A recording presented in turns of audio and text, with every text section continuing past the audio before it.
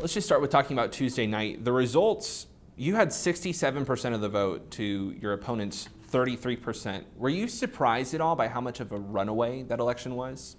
I wasn't surprised. We've had the opportunity to talk with members of this community, to work with members of this community over the last 4 years.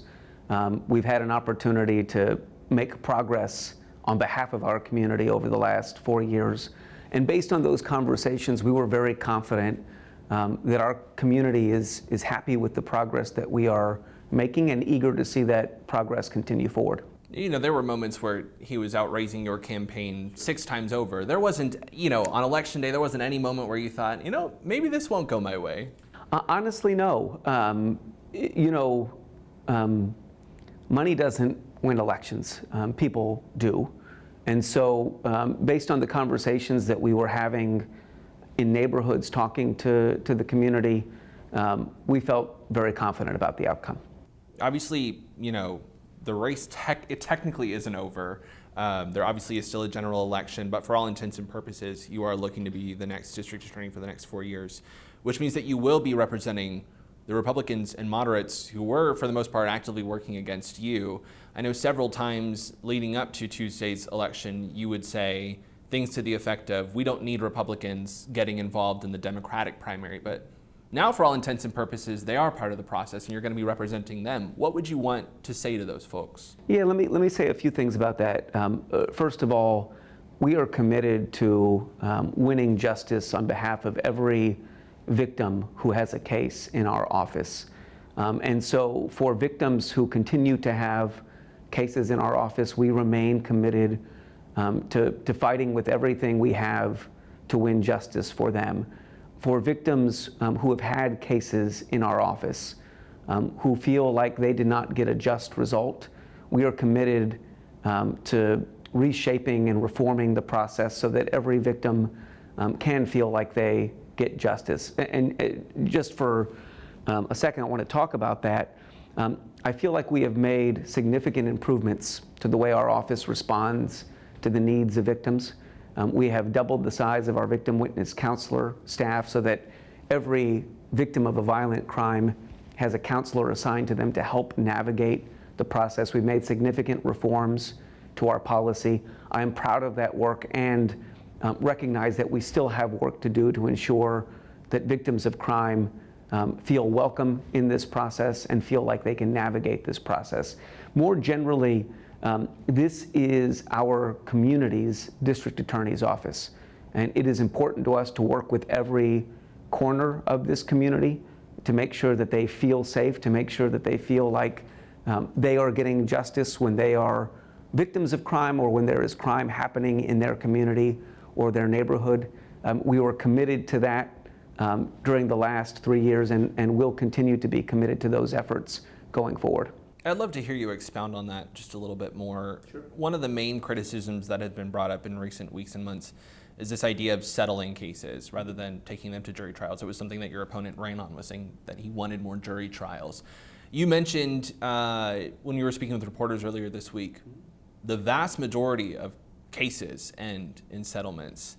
And yet there is such a growing body of people who were critical of you and your time as district attorney over the last 3 years, saying that that's the easy way out. Mm-hmm. What would you say to those folks? Well, look, I'm not sure I agree with the premise that there was a growing body of people.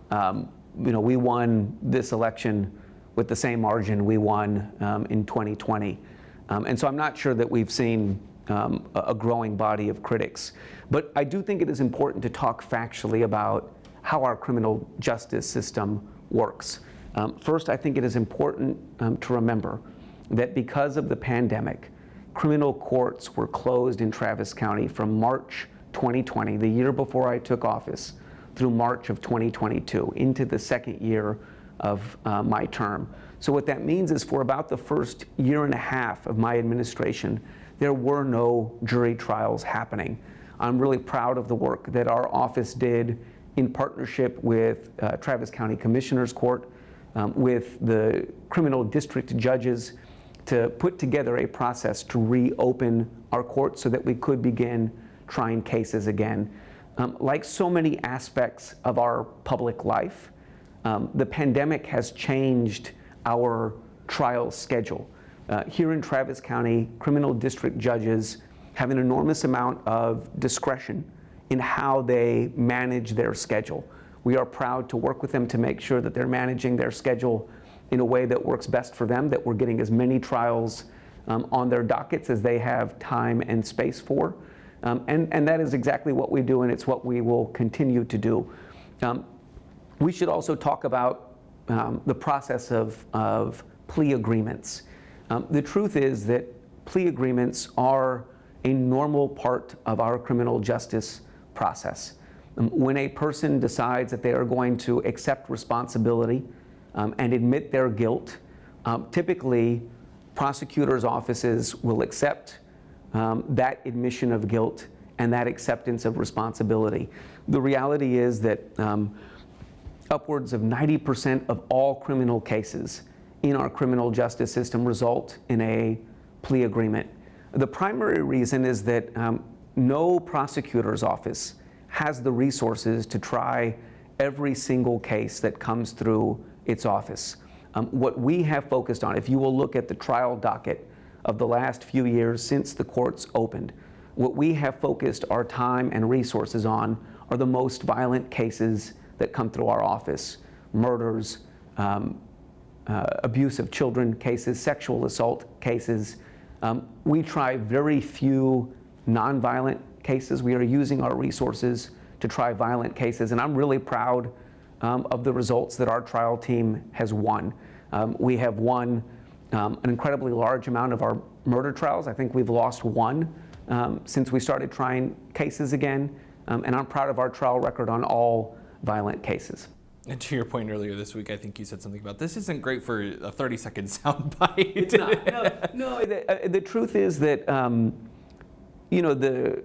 our criminal justice system is complex, and it is important, though, for us to be able to talk about it in an honest and detailed way. Our community deserves to have insight into how our process works, and I'm happy to do my best to explain it. Within 24 hours of your election victory, the Austin Police Association announced that it wanted to go back to the negotiating table with the City of Austin. Understanding that you represent Travis County and not the City of Austin, there's a public perception, I would say, that the attitude and platform that you've run on with criminal justice reform has contributed to, or at least the Austin Police Association would say, that has contributed to a difficulty in recruiting police officers. Obviously, you had Michael Bullock of the Austin Police Association running against you, saying that you should not have a second term in office. What do you make of that timing, that just within 24 hours they say they're willing to go back to the negotiating table?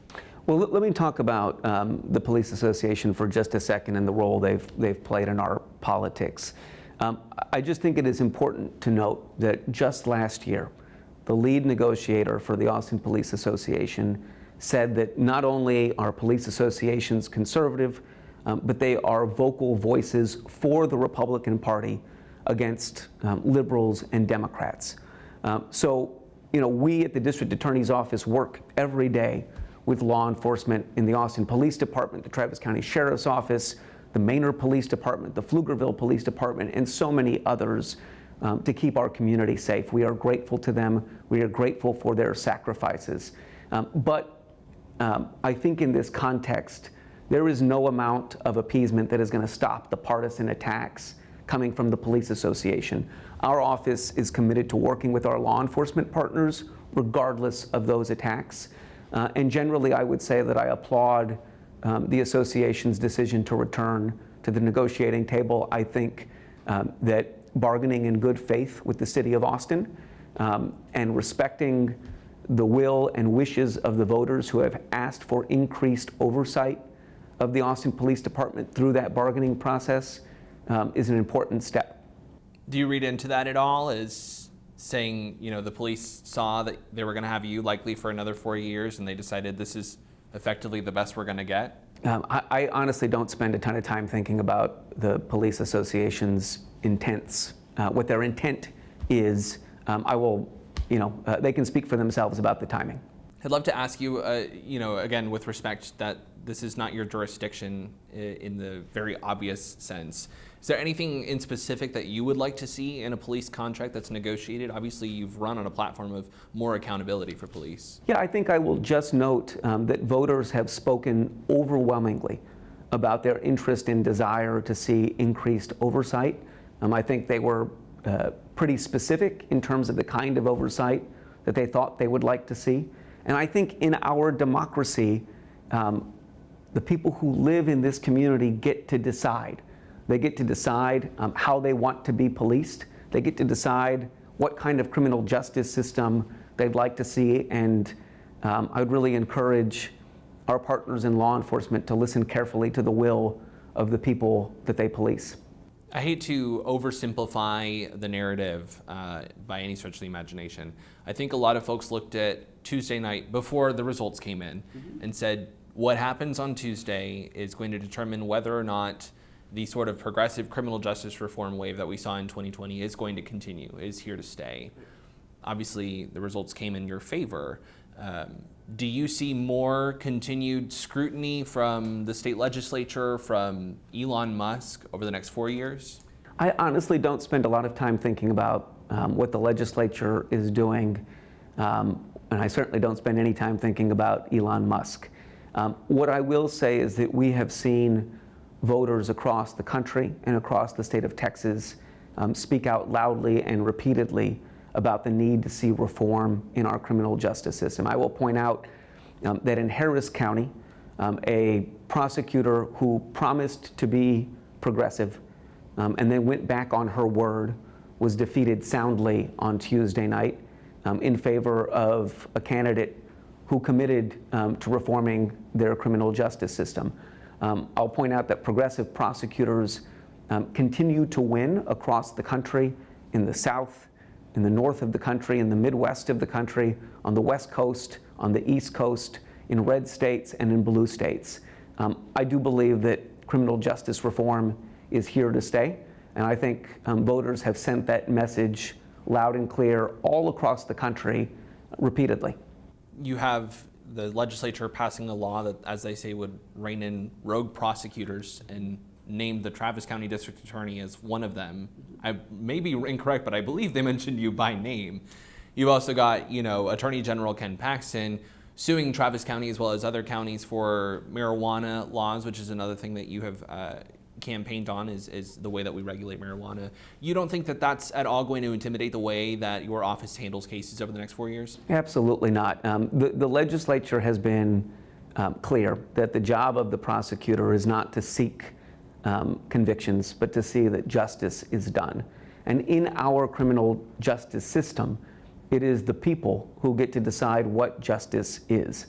My job as the chief prosecutor for our county is to stand up for the values of this community and to ensure that our criminal justice system reflects the values of this community.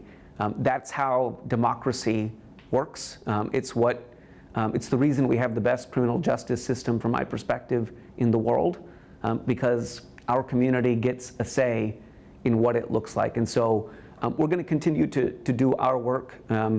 Our community has asked us to focus on doing everything we can to prevent gun violence. They've asked us to ensure that survivors of sexual assault are treated with dignity and respect. They've asked us to ensure that people who commit acts of violence are held accountable. And they've asked us to begin to reduce our reliance on incarceration and to address the root causes of crime in our community. We're going to continue to do those things. We're going to continue to manage our criminal justice system in a way that lives up to the aspirations of this community. 150 years ago, they're talking about Austin being the blueberry and the tomato soup that is Texas. Yeah. You represent just one fraction of the criminal justice system. And then another result that happened on Tuesday was you had the Court of Criminal Appeals, 3 judges up for re-election, all 3 Republicans. Attorney General Ken Paxton endorsed 3 challengers to him because of a ruling that they had made against Paxton. I'm sure you're familiar with the case.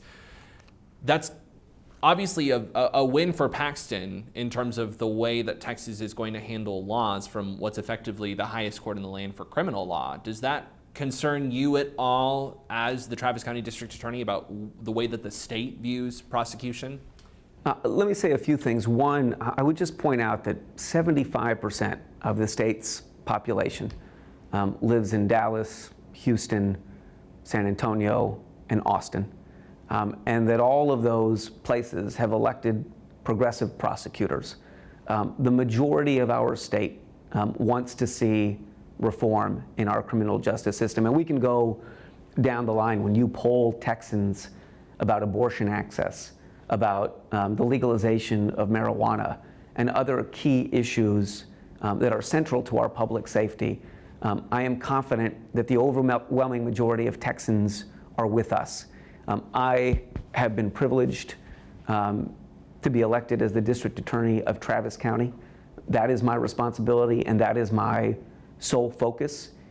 When we have cases that go up on appeal, we certainly do our part to make sure that we're winning justice for victims in our cases, and that's how we will continue to view our interactions with the courts of appeals. The last question I want to ask is, and it's again, it's all right if you don't have an answer to it. It's following up on something that you said earlier this week when reporters were speaking with you, which was talking about the harassment that volunteers said that they faced from the Wind Therapy Freedom Riders. I believe another reporter, I don't think it was myself, another reporter asked you if that was something that you would look into investigating.